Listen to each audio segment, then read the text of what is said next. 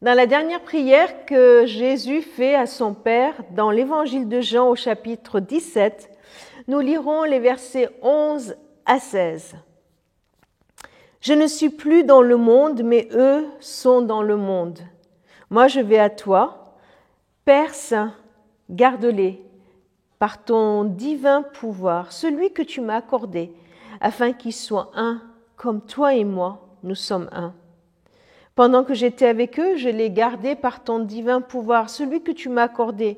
Je les ai protégés. Aucun d'eux ne s'est perdu, à part celui qui devait se perdre, pour que l'Écriture se réalise. Et maintenant, je vais à toi. Je parle ainsi pendant que je suis encore dans le monde, afin qu'ils aient en eux-mêmes ma joie, une joie complète. Je leur ai donné ta parole, et le monde les a haïs parce qu'ils n'appartiennent pas au monde. Comme moi, je n'appartiens pas au monde. Je ne te prie pas de les retirer du monde, mais de les garder du mauvais. Ils n'appartiennent pas au monde, comme moi, je n'appartiens pas au monde. » C'est sûr, il y a une différence entre le Fils et nous. Lui, il va retourner auprès de son Père, et ses disciples resteront encore sur terre pour continuer la mission du Fils, celle de révéler la gloire du Père, celle de manifester le Christ. Déjà, Jésus, il pointe un problème que nous aurons, le mal, le mauvais qui est dans ce monde, le malin qui continue à agir dans ce monde.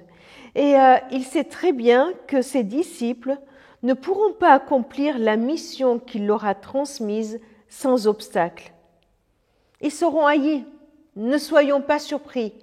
Ne soyons pas surpris si les disciples du Christ sont haïs. Attention, sans pour autant rechercher délibérément à être rejetés, il n'y a pas besoin. Et puis il rappelle que ces disciples n'appartiennent pas au monde, c'est-à-dire qu'ils ne sont pas sous l'autorité des valeurs, des principes de ce monde. Ils appartiennent à Dieu.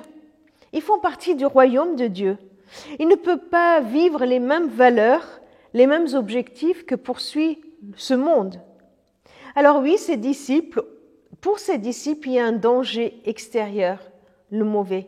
C'est pourquoi Jésus prie pour eux et Jésus prie pour nous, pour que nous soyons gardés, protégés du malin, du mauvais, pour que rien ne vienne enlever la joie complète du Fils qu'il nous transmet.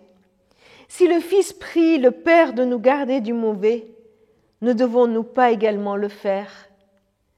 Nous voulons manifester la gloire du Fils? Alors gardons-nous du mauvais. Gardons-nous d'oublier notre mission. Gardons-nous d'oublier que nous appartenons au Père. Gardons-nous de devenir de ce monde alors que nous n'appartenons pas à ce monde. Bonne nouvelle, le Père a le pouvoir de le faire, comme le Fils l'a fait dans le pouvoir divin qui lui est accordé. Le Père, dans son pouvoir divin, il peut le faire.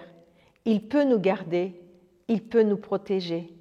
Alors, restons sous sa protection et manifestons la gloire du Fils.